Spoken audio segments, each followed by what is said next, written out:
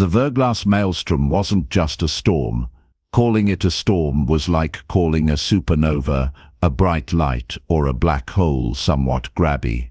This was an atmospheric apocalypse that had been churning above the northern continent of Kethera 9 for the past 6,000 years, give or take a few centuries, because honestly, who was counting at that point?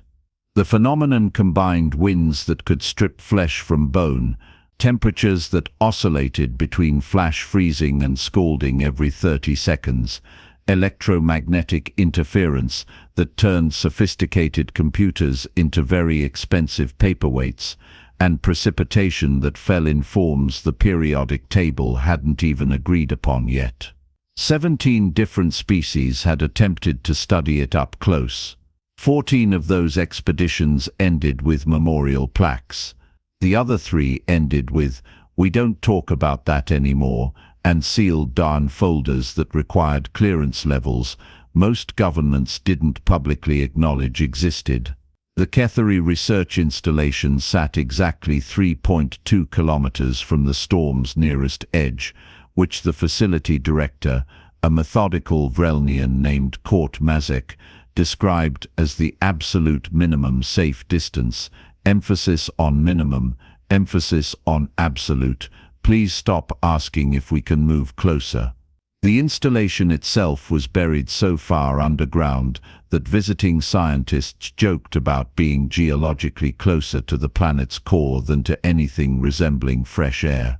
300 researchers from 47 different species called this tomb home, studying the maelstrom from a distance, using instruments that could survive approximately 4 minutes in the actual storm before becoming abstract art. The current crisis had nothing to do with the storm, and everything to do with the fact that the installation's primary power coupling had decided, after 80 years of faithful service, to simply cease existing as a functional object. This left 300 scientists in the dark, quite literally, with backup generators providing just enough power to keep everyone alive and deeply uncomfortable.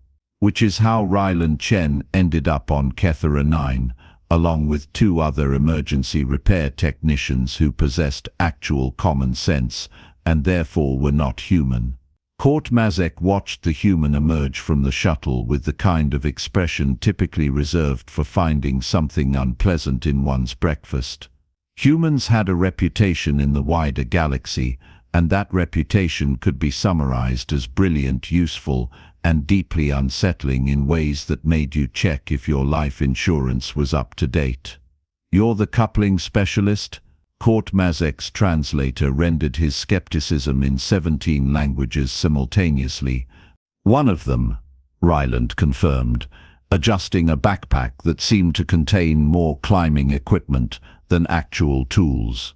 He glanced toward the horizon, where the maelstrom raged, a wall of chaos that made the sky itself look like it was having an existential crisis. "Huh, that's pretty cool." "Cool is not the adjective our xenopsychology department uses," Kort Mazek muttered.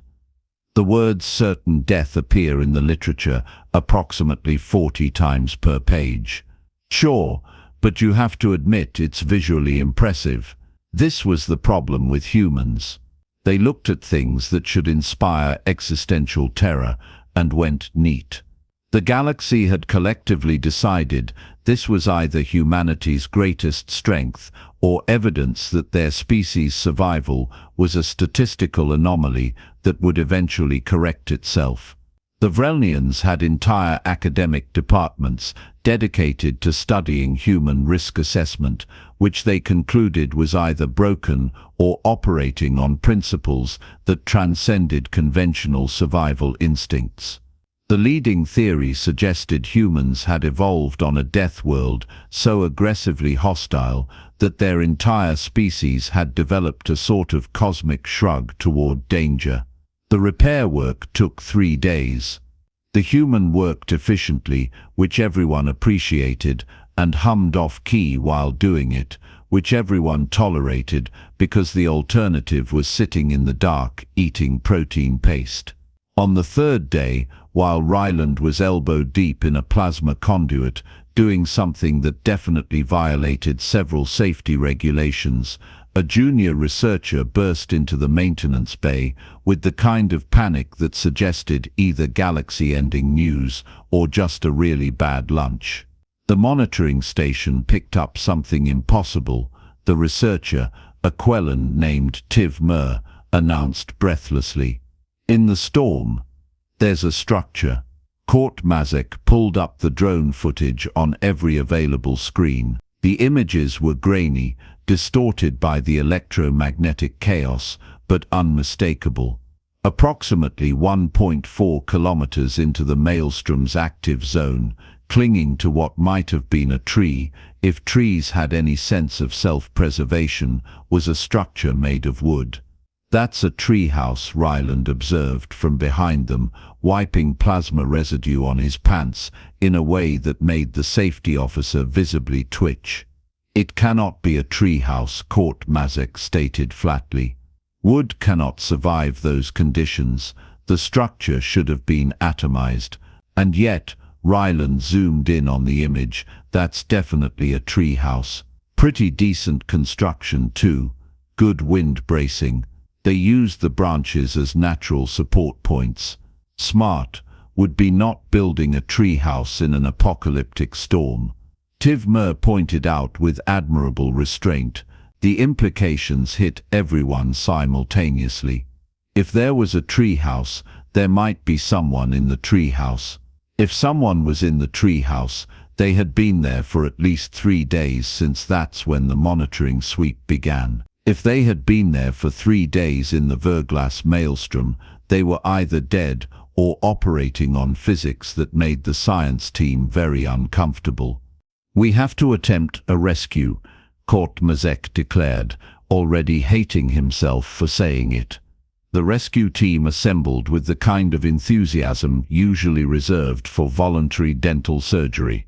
4 specialists volunteered, 2 Vrelnians who wore environmental suits that could theoretically survive on the surface of a star, a Krell whose exoskeleton had been militarily augmented for exactly this kind of terrible idea, and Ryland, who showed up wearing a raincoat. "That's your protective gear?" Tiv Mer asked, genuine concern breaking through professional courtesy. "It's waterproof," Ryland offered helpfully. "The Maelstrom rains liquid methane mixed with superheated mineral compounds, so really waterproof." The argument that followed involved 4 languages, 6 safety manuals, and 1 human who remained unmoved by any of it. Eventually, Court Mazek simply gave up, because the power was fixed, and technically Ryland didn't work for him anymore, and if the human wanted to become an object lesson in atmospheric physics, that was between him and evolution. The journey to the treehouse began at dawn, which on Cathara 9 meant slightly less dark than nighttime. The rescue team moved through the outer edges of the Maelstrom's influence, where the wind merely tried to kill you rather than succeeding immediately.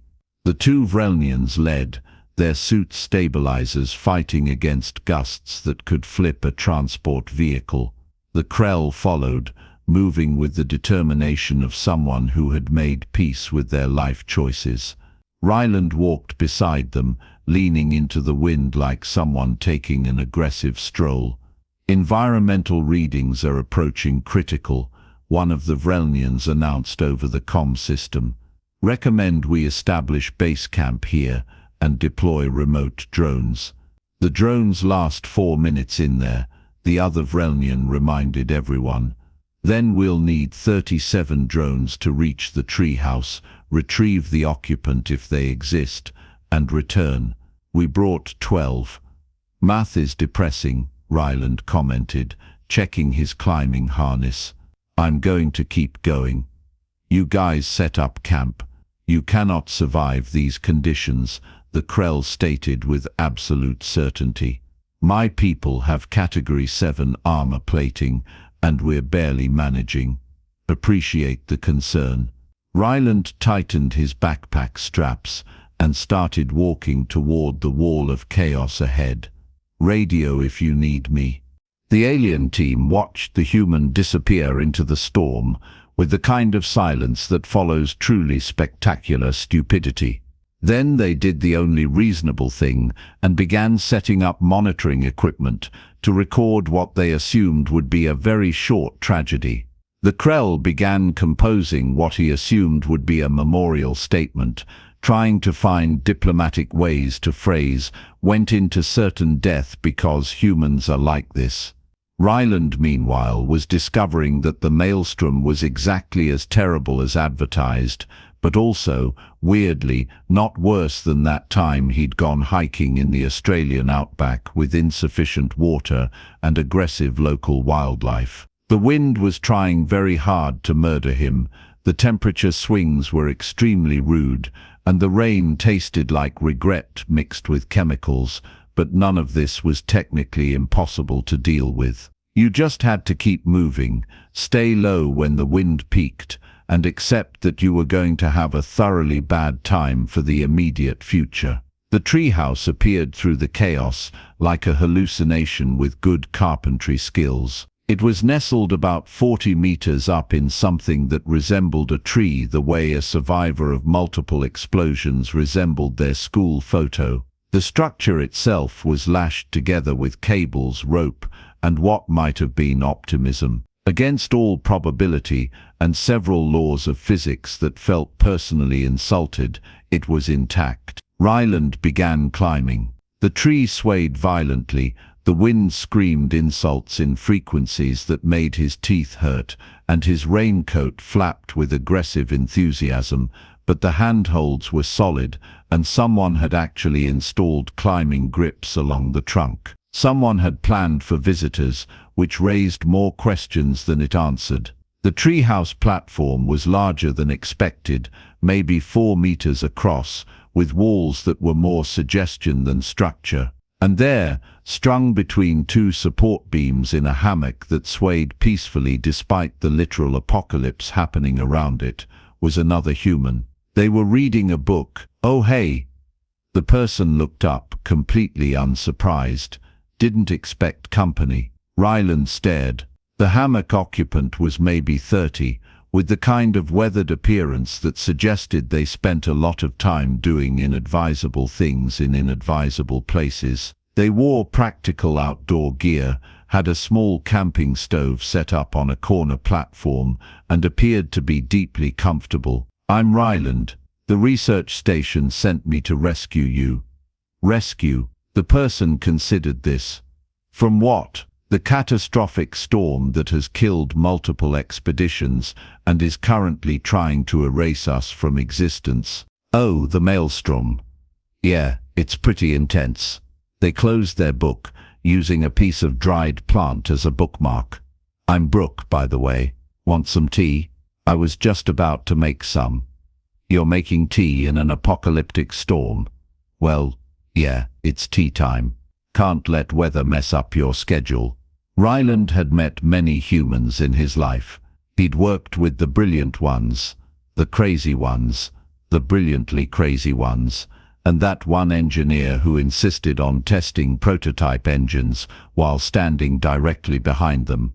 Brook was somehow beyond all of these categories and into territory that didn't have proper documentation yet. "Brook, how long have you been up here?" "In the treehouse." "About 4 months. On Kethera 9. 6 months. I was part of the ecological survey team studying the zone borders, but then I saw this spot and thought, you know, this seems nice. This seemed nice." Ryland repeated slowly, letting the words settle in the air where they could be examined for sanity. "The death storm seemed nice. The Maelstrom creates a unique microclimate. The wind patterns are actually predictable once you track them for a few weeks.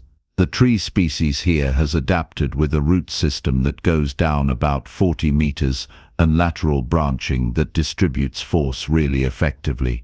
Plus, the view is amazing during the clear cycles.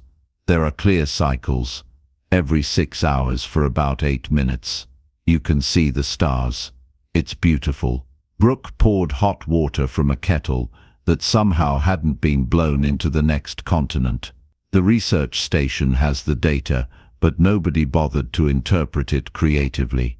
They kept trying to fight the storm instead of working with it. This was the thing about humans that made other species nervous.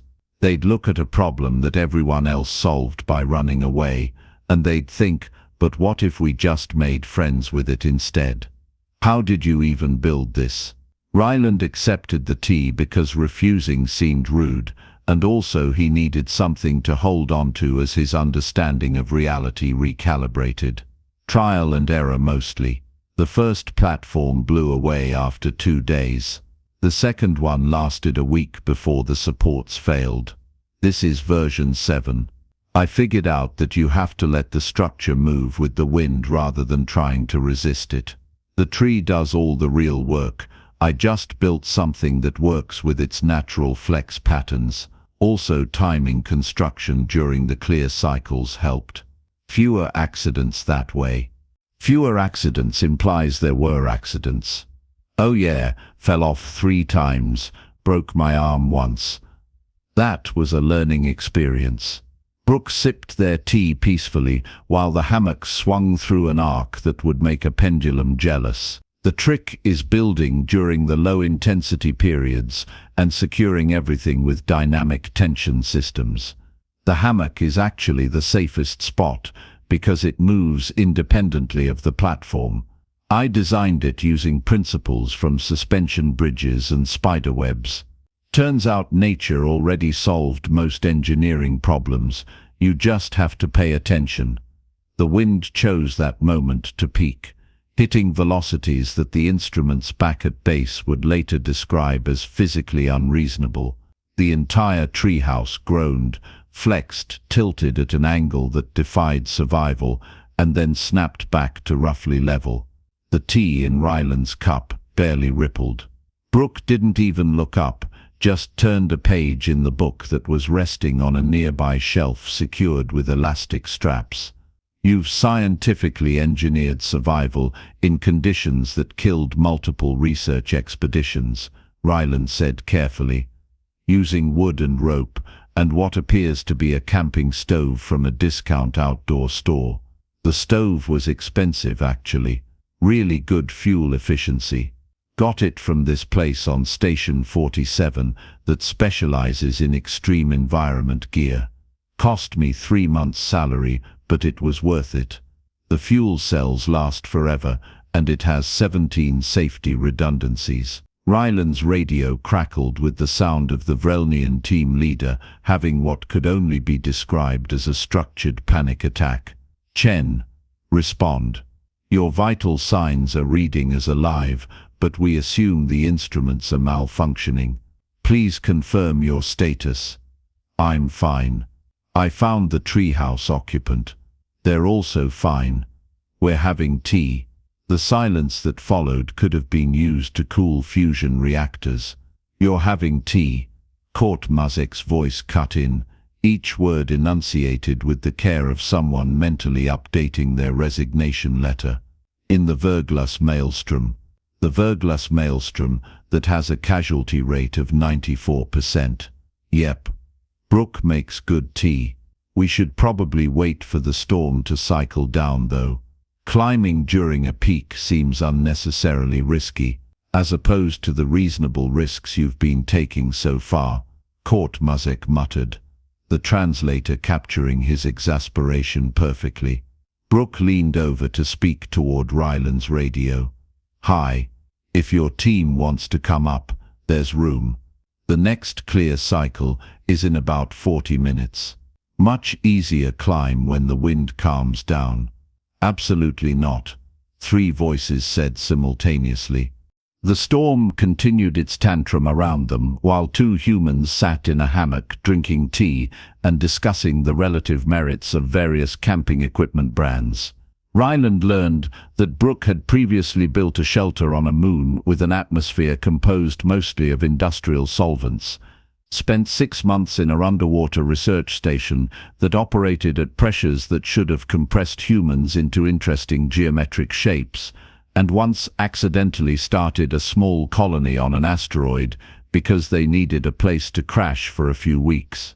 The asteroid thing was actually interesting, Brook explained, refilling both mugs from a kettle that seemed to have unlimited capacity.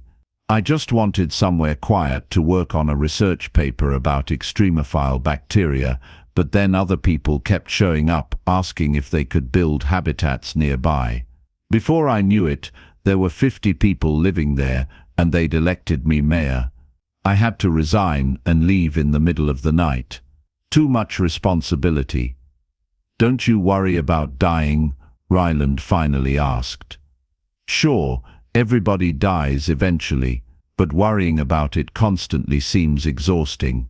Brook refilled both mugs. I figured out a long time ago that the galaxy is full of things that can kill you, and if you spend all your time avoiding those things, you miss out on the interesting bits. Like, yes, this storm is dangerous, but it's also fascinating, and the isolation is great for reading. I've gotten through 40 books since I built this place. You built a reading nook in an apocalypse. Best reading nook I've ever had. No interruptions. Well, until now, but you seem nice. So that's okay. The clear cycle arrived exactly when Brook predicted, the storm pulling back like a curtain to reveal a sky so full of stars, it looked like someone had spilled glitter across infinity. The maelstrom formed a perfect circular wall around them, still raging at the edges, but creating a dome of relative calm overhead. It lasted 7 minutes and 40 seconds by Ryland's count, and he understood why Brook stayed. The view was objectively worth risking death for, which was exactly the kind of thought that explained why humans were both successful and concerning. The descent was easier with the reduced winds. Brook insisted on climbing down first to demonstrate the grip placements, moving with the confidence of someone who had made this journey dozens of times. Ryland followed, and together they made their way back to where the rescue team had established base camp. The Vrelians stared at two humans emerging from the storm, as if they were witnessing ghosts casually strolling back from the afterlife. The Krill performed a full sensor sweep to confirm they were organic beings, and not some kind of mass hallucination brought on by environmental poisoning. This is not possible, Court Marzek stated over the comm system, watching the camera feed. And yet, Ryland responded cheerfully. The return to the research installation became a parade of bafflement. Brook walked casually beside the heavily armored specialists, occasionally pointing out interesting geological features like they were on a nature hike rather than traversing the edge of an atmospheric horror show. When they finally reached the facility, 300 scientists emerged to witness the humans who had survived the unsurvivable, and none of them knew quite what to say. The argument started when Court Marzek tried to restrict Brook from returning to the treehouse.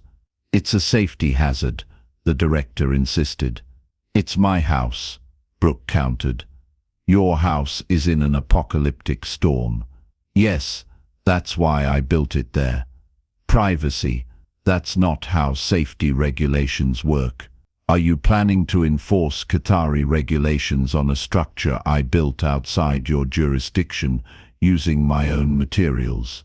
This triggered a legal debate that would eventually reach 3 different interstellar courts and create case law about property rights in extreme weather conditions.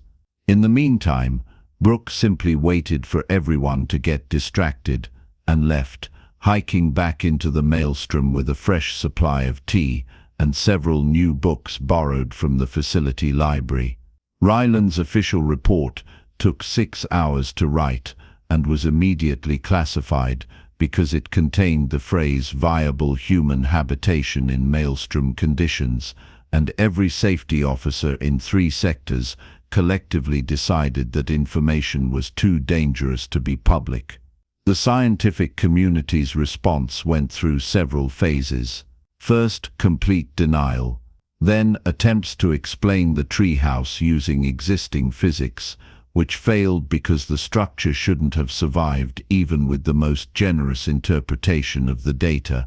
Then a research team tried to build their own storm-proof structure using advanced materials and sophisticated engineering, which lasted 18 minutes before being scattered across 3 square kilometers. Brook's treehouse remained standing.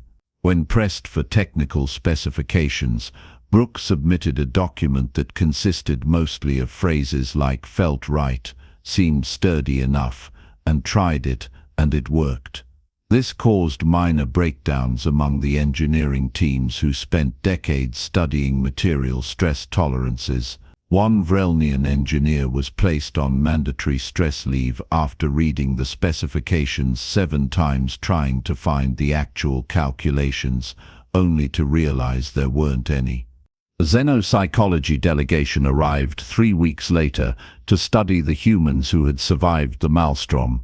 They conducted extensive interviews, ran cognitive tests, and tried to determine if there was something genetically different about humans that allowed them to casually disregard death. Their conclusion, published in the Journal of Comparative Species Studies, essentially boiled down to humans operate on a combination of pattern recognition, improvisation, and a concerning lack of respect for their own mortality. This allows them to attempt solutions that other species correctly identify as suicide, and occasionally these solutions work. We have no idea why. Further research is required, but honestly we're concerned about encouraging this behavior. Brook continued living in the treehouse. Occasionally researchers would hike to the edge of the Maelstrom's influence and use long-range scanners to confirm the structure was still there, still occupied, still defying everything they understood about survival. Sometimes, during the clear cycles, if the scanners were calibrated just right, they could detect what appeared to be someone sitting in a hammock, reading peacefully while surrounded by chaos. Raynand returned to his normal work, fixing power systems on stations that operated in sensible locations like near sources of breathable atmosphere and not inside atmospheric apocalypses. But he kept in touch with Brook through message drones, receiving occasional updates about the treehouse improvements, book recommendations, and philosophical observations about weather patterns. One message simply read, "Added a second hammock if you ever want to visit. The storms are particularly beautiful this season." Raynand seriously considered it, which probably said something concerning about human psychology. The galaxy continued spinning, civilizations rose and fell, and the Verglas Maelstrom kept raging on Kethera 9 with all the fury of an angry god. And somewhere in the middle of it, in a treehouse that shouldn't exist, a human named Brook swayed gently in a hammock, sipping tea and reading books, having solved the unsurvivable through the simple expedient of not believing it was impossible. The Cathari research installation updated their safety briefings to include a new section titled "Why You Are Not Allowed to Build a Treehouse in the Storm Even Though Someone Else Did." The section was 3 pages long and contained the phrase "just because a human survived doesn't mean you will" 17 times. There was also a footnote explaining that humans were statistical anomalies and should not be used as baseline measurements for what constituted reasonable behavior. Kurt Mazek retired 2 years later and moved to a planet with no weather whatsoever. In his farewell address, he mentioned the treehouse incident as the moment he realized he was too old for this job. His replacement lasted 6 months before requesting a transfer after Brook sent a message inviting the entire research team to a storm viewing party in the treehouse, complete with refreshments. The invitation was politely declined by everyone except 3 humans on the maintenance crew who thought it sounded fun. They had a great time, apparently. One of them later submitted a vacation request to return the following year, which was denied on principle but showed up in safety briefings as an example of behavior we're trying to discourage. Somewhere in the xenological archives, there's a file marked Incident K9MLSTRMHMN that details the entire event. It's required reading for anyone studying human behavior, filed under both extreme adaptability and concerning lack of self-preservation instincts. The final line of the report reads, "Subject continues to reside in structure. Recommend updating definitions of survivable conditions to include whatever humans decide is fine, apparently." The maelstrom raged on, just as it had for 6,000 years. But now it had a treehouse, a hammock, and a human who had looked at certain death and thought, yay, but what if I made tea there instead?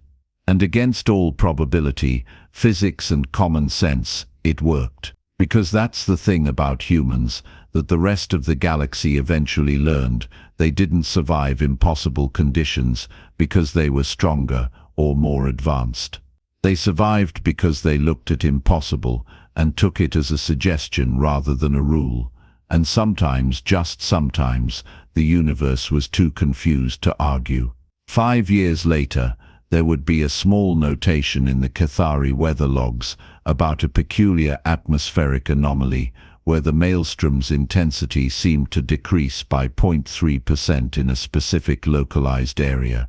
Scientists would debate whether this was due to the treehouse's structure creating unexpected aerodynamic effects, or simply the universe giving up on trying to kill someone who clearly wasn't taking the hint. The debate would continue for decades, with neither side willing to admit that maybe, just maybe, the storm had learned to work around the human rather than the other way around. Brook never commented on the theory. They were too busy adding a small garden to the treehouse platform, having decided that fresh vegetables would really complete the whole living comfortably in an apocalypse aesthetic.